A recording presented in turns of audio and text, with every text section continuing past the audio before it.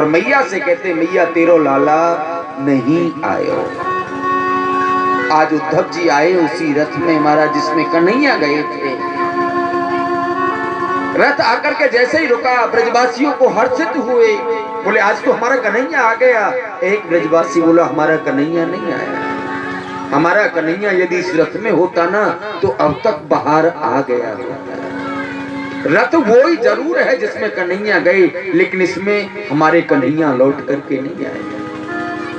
उद्धव ने ब्रजवासियों से पूछा क्यों भैया ये नंद और यशोदा का महल कहाँ है? ब्रजवासियों ने कहा जो ये पानी जहां से निकल करके आ रहा है ना वही समझना नंद और यशोदा का महल है। क्यों? ये पानी क्या 24 घंटे निकलता है? बोले हाँ उद्धव, जब से कन्हैया मथुरा गए हैं ना एक कोने में बैठ के मैया रोती है और एक में बाबा रोते हैं। ये जल नहीं उद्धव, ये नंद और यशोदा के अश्रु हैं। अब जैसे ही उद्धव ने सुना महाराज, उद्धव सोचने लगे कृष्ण बलराम को गए तो 8 महीने हो गए। ज्ञान की प्रेमियों एक सिद्धि यहाँ खत्म हो गई उद्धव की। उसके बाद महलों में पहुंचे, जाकर के माँ यशोदा बैठी थी। उद्धव ने जाकर के प्रणाम किया और प्रणाम करके महाराज बृहस्पति का चेला यशोदा को प्रणाम करता है। यशोदा माँ कहने लगी उद्धव थोड़ा धीरे बोलो। क्यों? बोले उद्धव कन्हैया सो रहा है, वो जग जाएगा। यार तो इनकम भी बहुत करे थी, हल्ला बहुत करे थे, एक जगह शांति से ना बैठे यार। बैठ जा रे जुड़ा। लाला जैसे ही जगियो ना मैंने लाला को माखन और रोटी दी। जैसे ही लाला माखन रोटी खा रहे हो वही समय एक कौआ आए और कौआ आए के लाला के हाथ से माखन रोटी को ले गए। काग के भाग कहा कहिए, हरि हाथ सो ले गयो माखन रोटी। और उद्धव लाला रोबे लगे, भैया वही माखन को लूंगो, वही रोटी को लूंगो। बहुत जिद करी, बहुत रोयो उद्धव। मैंने ऐसे तैसे वाकू थोड़ो माखन दियो, रोटी दी, और वो लाला अभी जाके सो गयो। तू उद्धव जोर से बोलेगो ना तो लाला जग जाएगा। उद्धव की दूसरी सिद्धि यहाँ खत्म हो गई।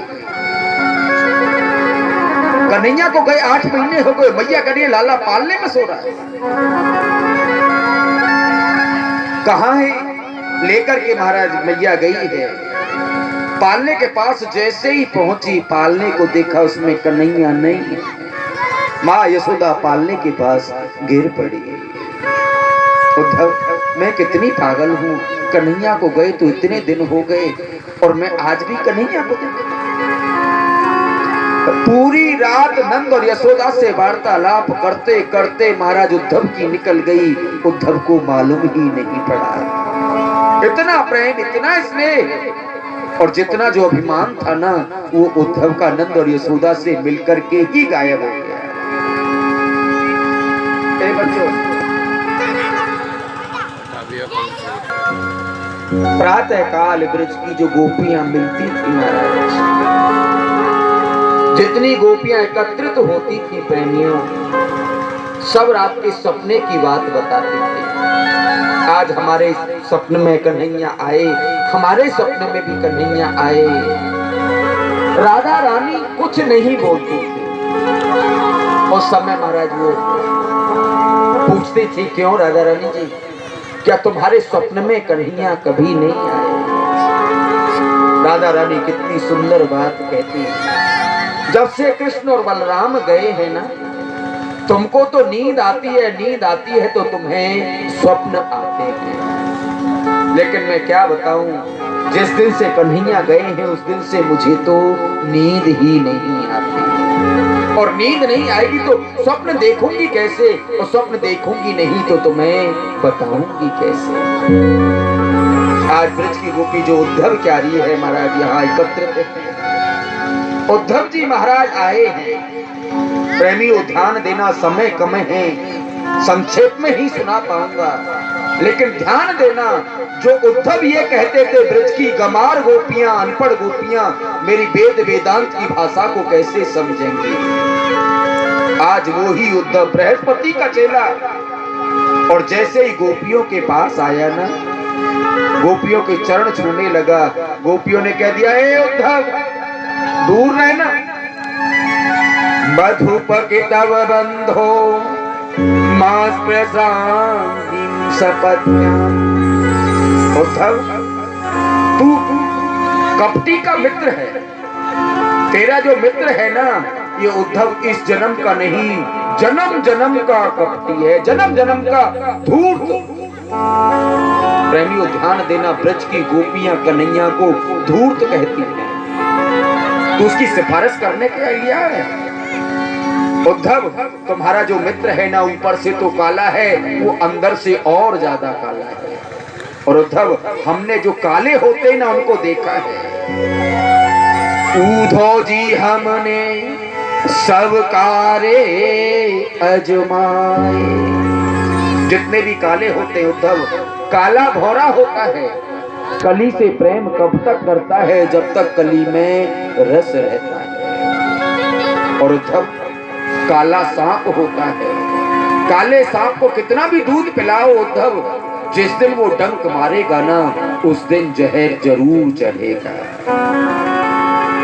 और तुम अपने मित्र की बात करते हो उद्धव, क्या प्रेम करना बुरी बात है? क्या हमने गलती की?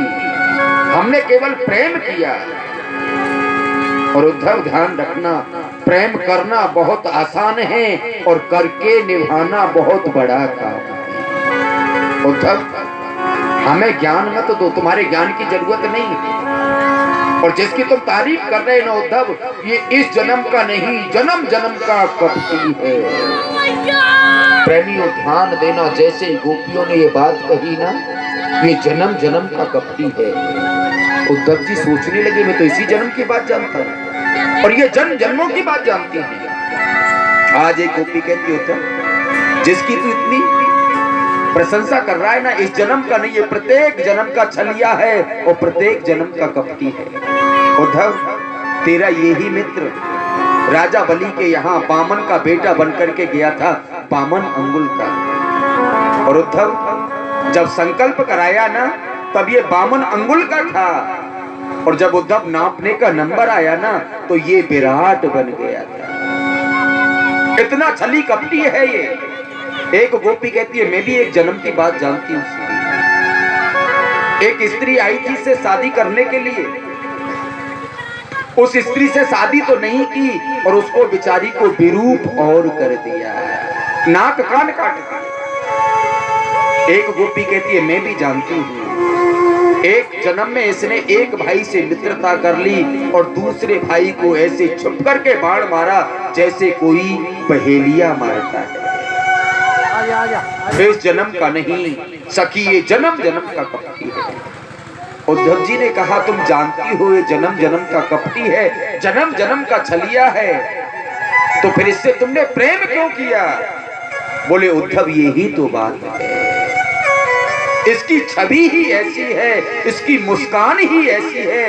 एक बार जो इसे देख लेता है ना, वो महाराज इसके ऊपर नुछावर हो जाता है। इसकी मुस्कान इतनी प्यारी है, छवि इतनी प्यारी है।